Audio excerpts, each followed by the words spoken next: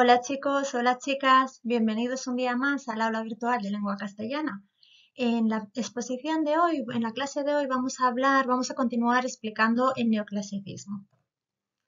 Como ya sabéis, el neoclasicismo es parte del siglo XVIII o siglo de las luces y en la clase de hoy vamos a hablar sobre el teatro. El teatro de esta época podemos dividirlo, bueno, el más importante sería el teatro posbarroco y el teatro neoclásico.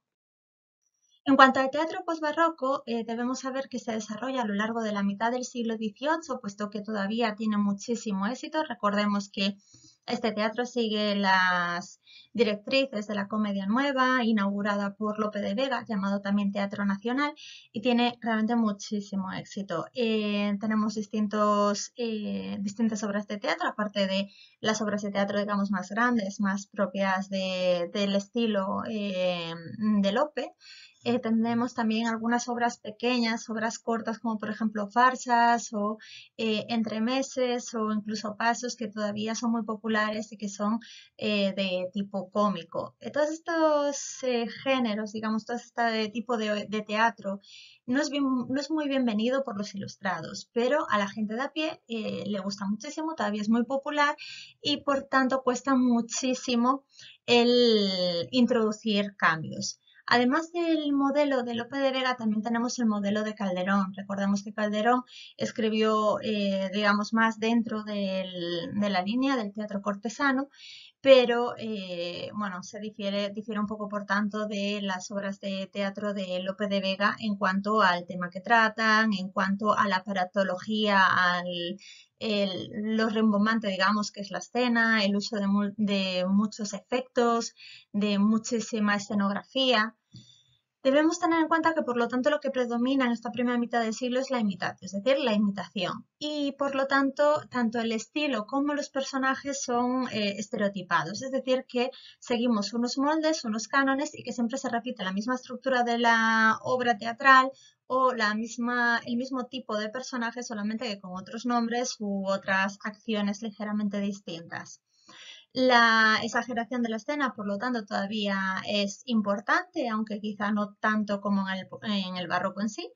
Y debemos ver que también aparecen nuevos temas que se suman a todas a estas comedias de capa y espada, de enredos, como por ejemplo puede ser las comedias de magia o las comedias heroicas o de aventuras.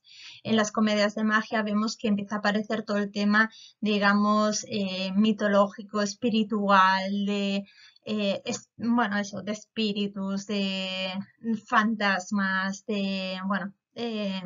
fantasía y todo este tema. Lógicamente, todo este tipo de temas no cuadran mucho con la razón, el dominio de la razón y de la lógica que busca el espíritu ilustrado. En cuanto al teatro neoclásico, lo primero que debemos saber es que fue considerado como una especie de instrumento por parte del gobierno para transmitir las ideas ilustradas. El problema que hubo fue que la gente de a pie bueno, rechazó inicialmente todo este tipo de obras porque no encajaba con sus gustos. Ellos, recordemos que todavía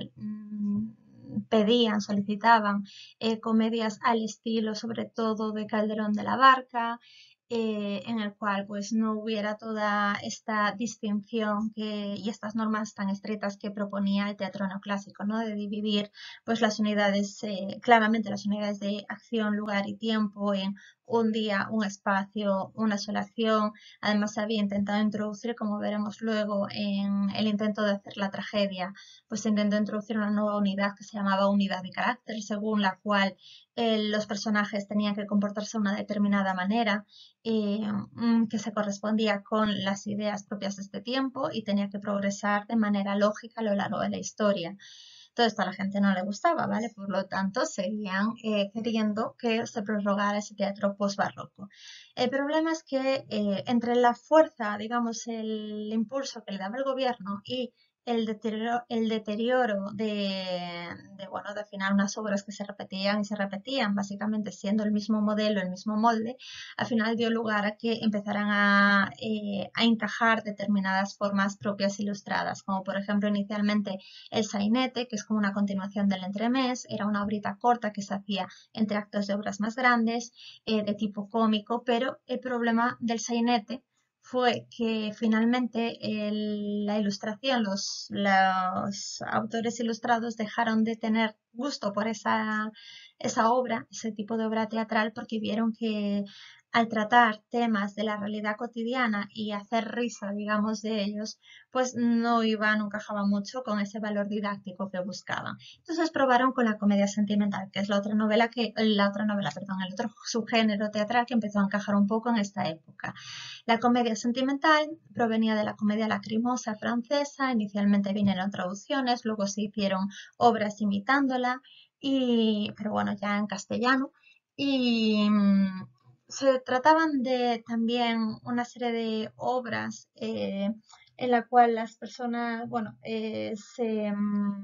bueno, era un mix, digamos, una mezcla. Se empezó a mezclar la tragedia y la comedia aquí, tenían final feliz, eran de carácter realista y se criticaban determinadas cuestiones que en este caso sí iban conforme a las ideas ilustradas. Fijaos que lo de la mezcla de tragedia y comedia no era lo que buscaba el teatro neoclásico, ¿vale? Que buscaba separar los dos subgéneros de manera tajante, como hemos dicho antes. Pero sí que esas ideas de, por ejemplo, criticar determinadas costumbres sociales como el matrimonio concertado, como por ejemplo, pues la exaltación de valores burgueses, etcétera, etcétera, ¿vale? Todo esto, pues, al principio, como os digo, sí que interesó, pero luego posteriormente al irse desvirtuándose poco a poco, pues dejó de interesarle al ilustrado y sobre todo al gobierno ilustrado.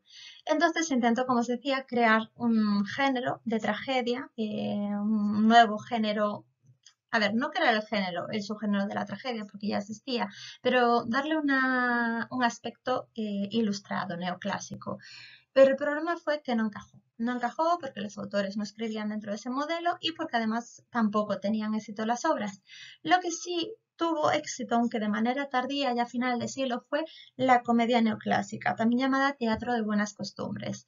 Destacaron sobre todo Tomás de Iriarte con algunas obras como El señorito mimado, La señorita malcriada, en la cual criticaba pues la mala educación de los jóvenes de la nobleza, los jóvenes de la burguesía adinerada, y por otro lado las obras de Leandro Fernández de Moratín que veremos a continuación. Este hombre, Leandro Fernández de Moratín, era hijo de Nicolás Fernández de Moratín, ¿vale? Que también era escritor, como ya hemos visto en el apartado de poesía. Nació en Madrid en 1760 y murió en París en 1828.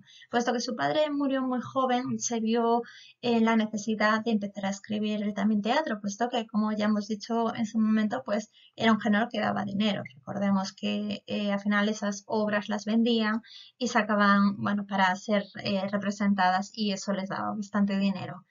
También destacó en otros géneros, aunque en el teatro fue donde más lo hizo, ¿no? Pero como poeta, por ejemplo, de hecho podemos decir que fue el iniciador, el pionero, el que inauguró el uso del endecasílabo llamado blanco, el endecasílabo blanco. Y esto ya existía, pero existía en la poesía latina, en la poesía griega, y él lo que hizo fue cogerla y adaptarla y hacer obras poéticas en castellano, lengua castellana, utilizando ese tipo de endecasílabo. El endecasílabo blanco no tenía una rima, ¿vale? Una rima concreta. Comentaros que en cuanto en prosa, bueno, también, perdonad, también hizo otro tipo de métricas, otro tipo de estructuras, pero bueno, esto es por lo que más destaco, ¿vale? En la prosa, por ejemplo, pues hizo obras también dentro del espíritu ilustrado, como La derrota de los pedantes, Orígenes del teatro español, que por cierto era más un ensayo al respecto de cómo él consideraba que debía de ser el teatro neoclásico. Y ya por último, en teatro en sí, nos decimos que inauguró lo que llamamos la comedia moratiniana, ¿vale? La comedia moratiniana realmente no deja de ser más que la comedia neoclásica, la comedia que os hablaba antes bueno, en la otra diapositiva. Esta comedia se caracteriza por el respeto a las unidades clásicas de tiempo, espacio y acción, aunque ojo, porque esta diferenciación era un poco relativa, ¿vale? Es decir, lo que buscaban con esta separación era la verosimilitud, pero eso no significa que se respetara al 100%, ¿vale? Había casos en los que se podía modificar un poquito, que se podía hacer un poco se podían hacer un poco los locos, por así decirlo, ¿vale? Diciendo un poco en vocabulario andar por casa, cuando no les interesaba, ¿vale? Pero en general intentaba respetarlo. También, entre otras cosas, característico de esta comedia moratiniana era la crítica a determinadas costumbres sociales o algunos tipos sociales. Por ejemplo, Leandro Fernández de Moratín veremos que va a criticar muchísimo, por ejemplo, los matrimonios concertados o los matrimonios concretamente entre personas, pues por ejemplo, niñas con señores muy mayores.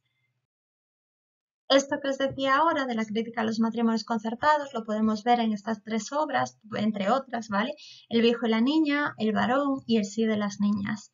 Además de esto, también hizo crítica de manera jocosa a determinadas obras teatrales, con, por ejemplo, su obra La Comedia Nueva, también llamada El Café, de 1792. Y por último, también criticó otro tipo de cuestiones como por ejemplo la hipocresía religiosa, la falsa piedad o la mala educación, como hizo en su obra La Mujigata. Eso que veis arriba, ¿vale? Enseñar deleitando hace referencia que tendréis aquí, ¿no? O aquí. Bueno, no sé muy bien cómo refleja esto, ¿vale? Pero ese enseñar deleitando es un lema que utilizaban los ilustrados, que hace alusión a que buscaban el disfrute del público a la vez que iban integrándose en ellos esas nuevas ideas ilustradas, esos nuevos valores con los que pretendían que la sociedad fuera poco a poco cambiando y reformándose. Y hasta aquí la exposición del teatro del siglo XVIII. Nos vemos en el siguiente vídeo cuando empecemos a hablar sobre prerromanticismo y romanticismo. Venga chicos, hasta la próxima clase. Chao, chao.